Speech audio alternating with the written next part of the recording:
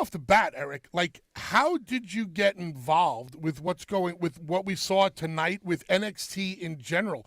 What brought you here? Did anybody call you? Like, I got a invite from Shawn Michaels. Did anybody call you, or are you just Eric Bischoff and you can do whatever the hell you want to do? I wish it was that, right? I'd be here more often. No, I had to wait for an invitation like everybody else, and I was talking to Jeremy Borash and talking about everything that's going on down here, and really dig the whole NXT concept. I was so excited about getting the invitation to come down and to work on not only NXT and be a part of that excitement, but also an A&E project. And, it just all came together in a matter of a couple conversations. So we saw you standing out there tonight with Ridge and with Trick, the NXT champion. You wrote a book years ago called Controversy Creates Cash, and whenever you're involved, there's a bit of controversy. You might have put Trick Williams in a spot tonight where he may not make it to Minneapolis. He might not make it to Deadline. If you were responsible for that, how would you feel? And I think as of right now, there is a little bit of controversy surrounding your name when it comes to NXT. Well, there shouldn't be. I mean, look, NXT is where superstars come to learn how to be the ultimate superstars in either Raw or SmackDown. And that means learning how to deal with pressure and learning how to perform in pressure situations. I like to think of it this way, Bully. I like to think that I did them both a favor tonight by putting them under the kind of pressure that teaches them how to control themselves. Tonight, they learned the hard way. Got to learn to control yourself. Now, Ridge needs to learn how to control his anger. He was really the instigator. He was the one that caused most of the damage there. But Trick also has to learn how to deal with that. So I take credit for helping them advance their careers despite the seriousness of the outcome. When you sit back and you look at talents like Ridge Holland and Trick Williams, you obviously being the head guy at WCW, the head honcho, when you see talents like this, tell me the first things that pop into your mind. Well, with Trick, honestly, I mean, just physically, of course, I saw him on television, familiar with him, but when you stand next to the guy, he is deceptively large. He really is. He's got long legs, long arms. He's a big man. He's a much bigger guy than you think he is. He's taller than me. He's probably 6'4", 6'5". And Ridge, on the other hand, I talked to him for just a little bit, and, tough dude, 12 years, professional rugby player, I think he said. He was. I love, Australian rules football, rugby. I love watching it. It is an amazingly tough sport. So I look at these two guys, and they're early in their careers. They've got a bright future ahead of them, but just athletically, these guys are just phenomenal athletes. Eric, I got to tell you, I've only been manhandled a couple of times in my career. Once was by Bam Bam Bigelow. Once was by Ron Simmons. Impressive men in our industry. About a month ago, when me and Trick were wrestling Ridge Holland and Ethan Page at the ECW arena, I locked up with Ridge, and right out of the lockup, he body slammed me. And he manhandled me. Wow. This guy is deceivingly strong.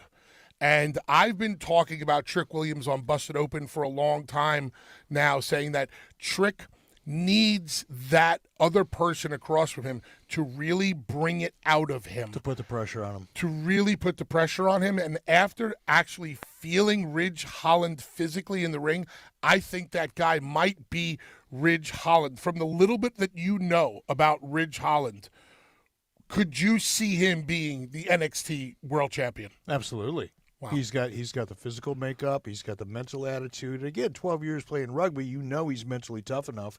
There's no question about that. And nobody knows better than you. You've got to be mentally tough as well as physically prepared, and I think he is. So you came down here to NXT today. I know you saw the entire facility. As the head guy at WCW, you had the power plant. You had the training facility. You were able to cultivate the stars of tomorrow. That's where Goldberg came from. Mm-hmm. You toured the facility here in Orlando, Florida. Tell me what you think about this whole NXT operation. This, I go back to the mid-'90s, late '90s, when we were really using the power plant. This would be like a fantasy back then to have not only your training facility, which is an extensive training facility. I think there was 4 rings in there, and they were all full with amazing talent. You've got the production facility. It's all under one roof. That is really it would have been a fantasy back in the 90s, and here it is. You know, whether you're working as a talent, you're trying to learn how to do promos, whether you're learning how to do in-rings or backstage promos, it's all right here. You can get the repetitions in without having to be out on the road, and then have the ability to go out there and perform in front of a live audience, again, without having to travel, is an amazing opportunity for young talent to get the reps they need to develop that talent, because, as you know, it's all about experience. Correct. Now let's get to the juicy stuff. Yeah. Who are we going to bury? I know why I'm so opinionated. I know why I hold people's feet to the fire. I know why I give constructive criticism. Why do you feel the need to do it on a weekly basis? Because I still have passion for the industry. It still matters to me. I'm not in it any longer, but I'm still... I feel strongly about the success and the growth of the industry. I don't mean to cut you off, but are you bitter? No, I'm the happiest sumbitch on the planet. And I can tell you that I have never seen you, heard you, or be the least a bit bitter. These people that say, "Oh, Eric's bitter, Eric's mad, Eric's this," no, you're not. That could be the farthest thing from the truth. Bitter, you're brother. very happy with where you are in your life right now. Well, and I should be. I mean, I'm blessed. I have a wonderful family. I've got a hot wife, former playmate. We've been married for over 40 years and have a wonderful life together. I live in a beautiful part of the country that, you know, people from all over the world come to visit. I love my life, and I'm grateful for everything that I have and for everything that I did in the past. I'm grateful for my time in professional wrestling and what it provided to me and my family. Bitter? I'm the opposite of that, brother. Like I said, you don't come across that way to me. Is there any part of you that wants back into the wrestling business in any way, shape, or form? If you had the magic wand and you could say, I want to be involved with something in a wrestling company, what would that position be? It really would be working with talent. I loved the process of, like, taking somebody that was having a hard time doing backstage promos or in rings and teaching them how, number one, just get comfortable. It's just a matter of not, overcoming the nerves, and teaching them how to communicate in ring or backstage and get the most of. I love directing talent. I love producing talent. I do miss that. I miss the collaboration creatively. I love sitting, you and I used to do it in TNA. I love sitting around a table and, have somebody raise their hand and say, what if we do this? Well, that's interesting, but what if we did that and then add this to that? And all of a sudden, you're building something right before your eyes. And that energy, when you got the right people in a room, if you're not with the right people, it can be kind of a drain. But you got the right chemistry.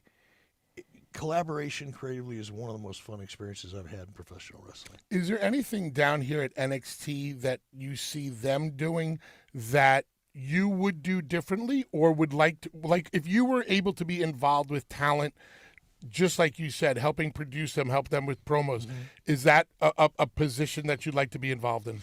Realistically, no. I mean, it's something that I wished I could in a way, but I love where I live, and I don't love to travel, so that kind of makes it a little tough, right? But if there was anything at all that I would be really passionate about doing, it would be working with talent. But like I said, I'm happy where I'm at, man. We will see what happens in Minneapolis between Trick Williams and Ridge Holland. We'll see if Trick can hold on to the championship. And if he loses to Ridge Holland, I think you're going to be responsible for it. Well, in that case, I probably won't be back in a while. Eric, I've told you this many times, but I don't think I've ever had you sitting this close to me.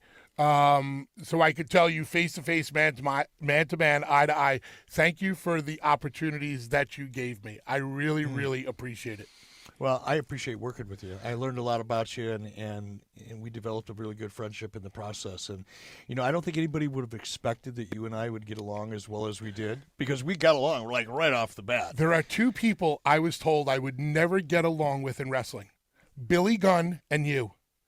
And the first day I met Billy Gunn, I became friends with him. And the first day I met you, I became friends with you. And we went and did a shot of Patron Silver right. at the Philadelphia Airport Marriott. I'll never forget it. Yep. So thank you very much. I appreciate it. It started something great. Thank you, brother. Thank you, man. I appreciate you.